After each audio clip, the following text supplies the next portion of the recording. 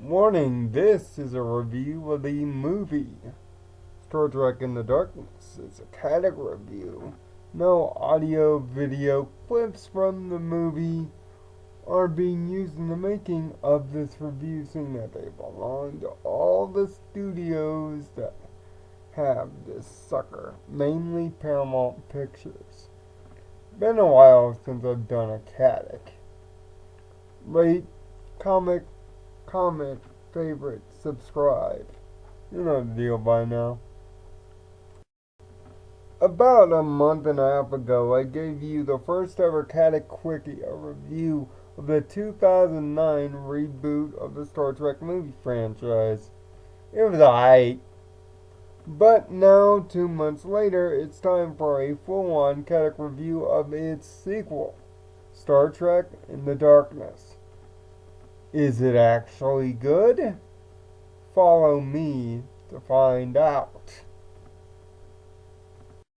Star Trek, you either love it or wholly gaudier than thou devoted to it, or you prefer the other crappy movie series that has the word star at the beginning of it.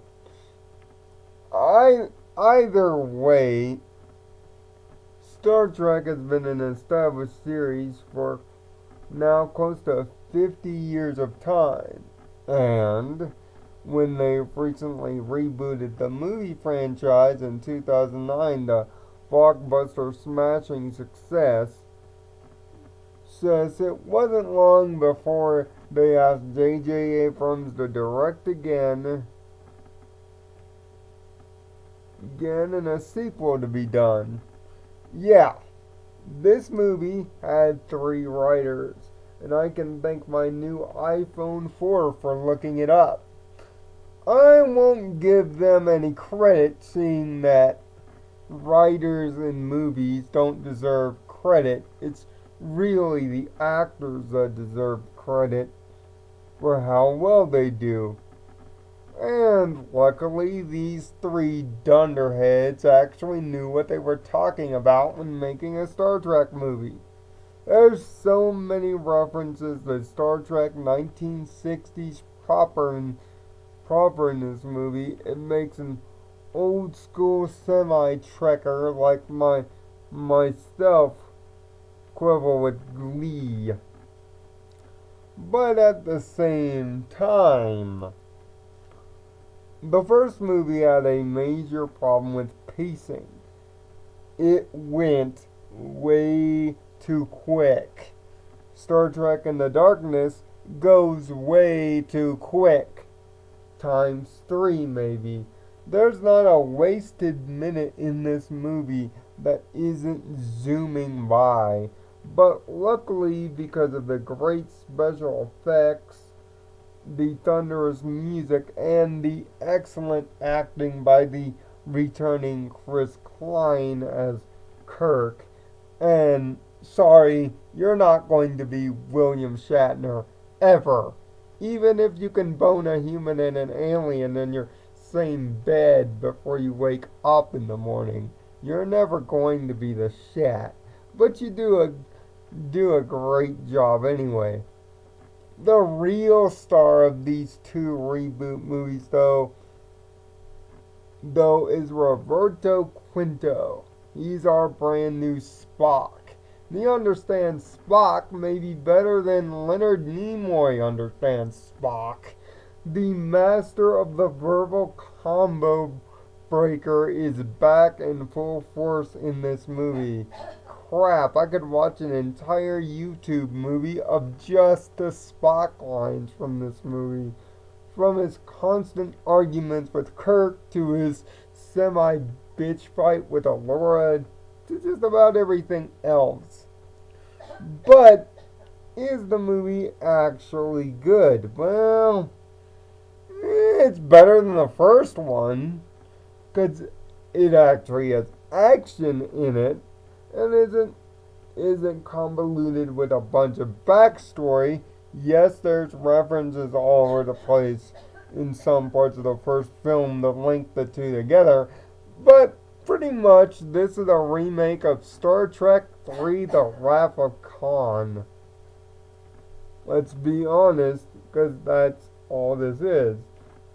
Yes, the actor that plays Khan is not as memorable as Simon Pegg or Klein or even Quinto, but he gives a very good powerhouse performance as Khan, although in my opinion he does overact it quite a bit.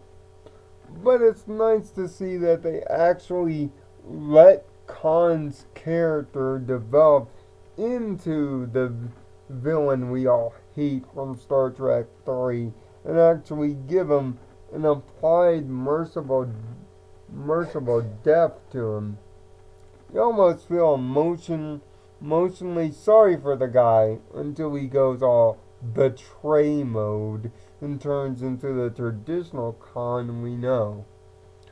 He's not exactly the most cunning guy for half of this movie. Heck, he just plays along and tries to play Hannibal Lecter for half of it, knowing all the answers as the crew of the Enterprise ask all the questions.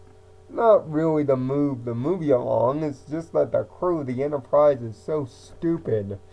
And here's another thing that's so stupid. Starfleet itself. Finally, the character known as Christopher Pike kicks the bucket after getting shot in the chest and head when the movie decides to go all beginning of Mass Effect 3 on an attack of Starfleet headquarters. Nobody ever wondered if the galactic sociopath that hates Starfleet was going to attack Starfleet? Really? But he's not really the lead villain in this movie. The Starfleet head commander Marcus Smith is. You see, Marcus Smith for half of the movie is trying to get Kirk to do his dirty work and start a war with the Klingons. And yes, here's the part where I start spoiling crap, because it's kind of hard to talk about this movie without really spoiling some of the aspects. And by the way, the Klingons, they got it right, even down to the Klingon language in this movie. Well done, guys, well done.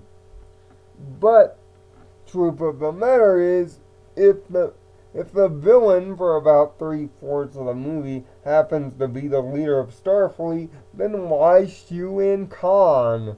I tell you why, to make money and make people feel nostalgic. They even go as far as to duplicate the emotionally gripping scene directly out of Star Trek 3 verbatim. The only thing they flip is they put Kirk in Spock's place in this movie. Which, why ruin a good scene by flipping the roles? If you're going to make a direct reference to one of the most memorable scenes in Star Trek history, don't screw it up. Don't flip-flop the actors, don't flip-flop the roles, just let the scene be the scene. But, of course, you didn't. So, it makes it look bad. Although the new Enterprise and the new special effects make the scene look better as we get there, but seeing that we see the scene coming already, seeing that old time travel Spock, played by Nimoy, makes a reference directly in the scene right before this one to Wrath of Khan. Nice job, writers. Way to blow the surprise. And I must say, the fight scenes in this movie are impressive. And yes, Chris Klein still can't fight his way out of a paper bag. But Roberto Quinto can. And that's good enough. Trust me, if you have to be saved by a phaser on stun by the black woman, you know you got it. You got it good. Let's just say new Spock has it way better than old Spock ever did. The the music is still impressive. Yes, they recycled a lot of the music from the first film, but that's not entirely a bad thing. Everything about this movie is go, go, go. Unlike the first movie, which was a Spock Kurt biopic mixed in with some late Star Trek in the late parts, this movie was all Star Trek from the first movie out, and it almost sets up the 1960s series kind of subliminally perfectly. And also a little bonus note. I like the little note with the trivels near the end of this thing. Just don't let them repopulate too late. But all in all, this is definitely a better movie. If Chris Klein could learn how to fight, he'd be a good Captain Kirk. He certainly got the personality down, but learn to fight in Star Trek 3, Klein, because you're an embarrassment. William Shatner, even at his age, could run circles around you in a galactic fight. But it's all about Roberto Quinto here as Spock. He sells this movie and he sells his role like a master, and so does Simon Pegg. Pretty much everybody in the Enterprise crew, circa Chris Klein, actually does good in this movie. If they could just get a better actor for Kirk that can actually fight, everything would be perfect. J.J. Abrams might not have screwed Star Trek up, but he's gonna screw the other one up. So we can expect all this goodwill to go away like the dodo. But as for right now, I'm willing to give Star Trek in the Darkness a recommendation and give it an 8 out of a possible 10. Or you can say via the old Harmony scale, a 5 out of 6 Harmony stars. This movie is most certainly better than the first one, which was only subpar at best. But if you're a fan of Star Trek, the old one from the 60s, there's enough old school references here to keep you busy. And we also see a Dreadnought class Starfleet warship and the birth of the photon torpedoes. There's enough old school love to the series that it's written well. And the only thing that might trouble you in this 2-hour, 12-minute movie is how fast it goes. But that's a good thing considering there's always action and special effects going on, and that will always keep your attention. Let's just hope they can really build off this for Star Trek 3. Until the next Code Equestria video, what are your thoughts on Star Trek as a whole and Star Trek in the Darkness? Should there be a third film? And if you like/hate Chris Klein, let me know. And if you hate Chris Klein, please give me an actor that's not William Shatner, because he's like 70, to replace him. Until next time, find peace in your own nirvana, and thanks for watching.